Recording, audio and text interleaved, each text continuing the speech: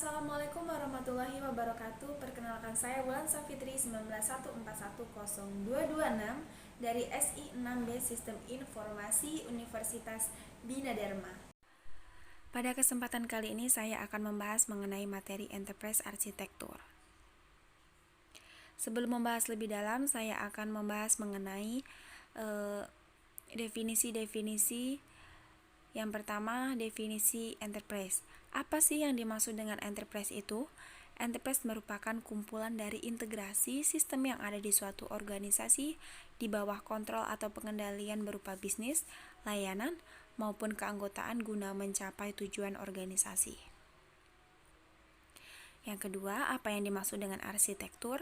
Arsitektur merupakan dasar sistem organisasi yang terdiri dari sekumpulan komponen yang memiliki hubungan satu sama lainnya serta memiliki keterhubungan dalam lingkungan sistem dan memiliki aturan untuk perencanaan dan evaluasi.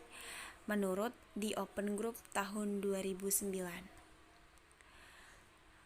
Nah, yang selanjutnya, apa yang dimaksud dengan enterprise arsitektur? Enterprise architecture is a base of strategy informational possession which includes business missions, necessary data and technology needs to perform those missions and process to serve modern technologies in replying to variable requirement of the missions. Jadi pengertian enterprise arsitektur secara umum adalah deskripsi dari misi stakeholder yang di dalamnya termasuk informasi, fungsionalitas atau kegunaan, lokasi organisasi, dan parameter kinerja. Sudut pandang enterprise arsitektur. Berdasarkan sudut pandang RMODP, enterprise arsitektur dapat dikatakan sebagai deskripsi misi para stakeholder mencakup parameter informasi, fungsionalitas, lokasi, organisasi, dan kinerja. Selanjutnya, faktor pendorong enterprise arsitektur. Faktor pendorong enterprise arsitektur ada dua, yaitu faktor eksternal dan faktor internal. Yang pertama, faktor internal. Faktor internal ada tiga. Yang pertama, penyelesaian bisnis TI dianggap sebagai instrumen penting untuk mewujudkan efektivitas organisasi. Yang kedua, enterprise arsitektur diposisikan dalam konteks pengelolaan enterprise. Dan yang terakhir, arsitektur adalah instrumen strategi dalam memandu organisasi menjalani arah pengembangan yang terencana. Selanjutnya, faktor eksternal. Faktor eksternal dari enterprise arsitektur adalah framework. Framework mengatur atau framework pengaturan menuntut agar perusahaan dan institusi pemerintahan dapat membuktikan bahwa mereka memiliki pandangan yang jelas terhadap operasi mereka dan mematuhi hukum yang berlaku. Tujuan enterprise arsitektur. Tujuan utama arsitektur perusahaan atau enterprise arsitektur adalah menyediakan framework atau kerangka kerja, alat, dan perspektif untuk membawa startup atau bisnis dari kondisi saat ini ke status targetnya. Selanjutnya, manfaat enterprise arsitektur. Manfaat enterprise arsitektur ada tiga. Yang pertama, meningkatkan ketangkasan bisnis. Yang kedua, meningkatkan operasi perusahaan. Yang ketiga, membantu tim IT. Jenis-jenis enterprise arsitektur. Yang pertama, business arsitektur atau arsitektur bisnis.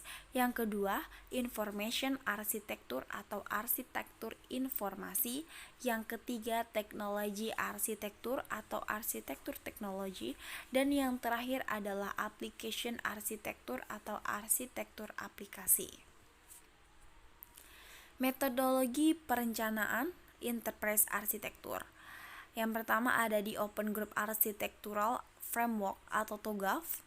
Yang kedua ada the Jasman Framework for Enterprise Architecture. Yang ketiga ada Federal Enterprise Architecture Framework atau VEF. Dan yang terakhir adalah Gartner. Hambatan dalam pengembangan enterprise arsitektur. Hambatan-hambatan yang ada dalam pengembangan arsitektur itu ada tiga. Yang pertama, tingkat usaha perencanaan jauh lebih komprehensif dan kaku daripada kebiasaan manajemen. Yang kedua, kekurangan metodologi atau teknik untuk membuat perencanaan. Yang ketiga, keberhasilan tim arsitektur enterprise tergantung pada budaya organisasi yang bersedia menerima konsep bahwa pengembangan perangkat lunak seharusnya bersifat arsitektur driven. Selanjutnya, identifikasi strategi pengembangan enterprise arsitektur. Identifikasi strategi pengembangan enterprise arsitektur itu ada 3. Yang pertama, enterprise architecture planning atau IEP menggunakan kerangka Jasman dengan cara yang lebih praktis. Yang kedua, rencana implementasi arsitektur enterprise berupa pengembangan aplikasi SI berbasis komputer. Yang terakhir, menghasilkan portofolio aplikasi di masa depan. Strategi SI yang tengah diterapkan dan yang akan dilakukan berikut dengan skala waktunya pendek, menengah, dan panjang. Contoh praktek enterprise arsitektur. Di bawah ini merupakan contoh-contoh praktek kerja kinerja dari enterprise arsitektur. Yang pertama itu memulai dengan Manchester program atau Manchester program enterprise arsitektur. Lalu kembangkan dan jalankan sebuah keputusan serta rencana komunikasi. Perlakuan setiap interaksi rencana seperti sebuah proyek atau proyek. Lalu mulailah dengan strategi bisnis dan dapatkan sponsor bisnis. Lakukan urusan masa depan sebelum keadaan saat ini.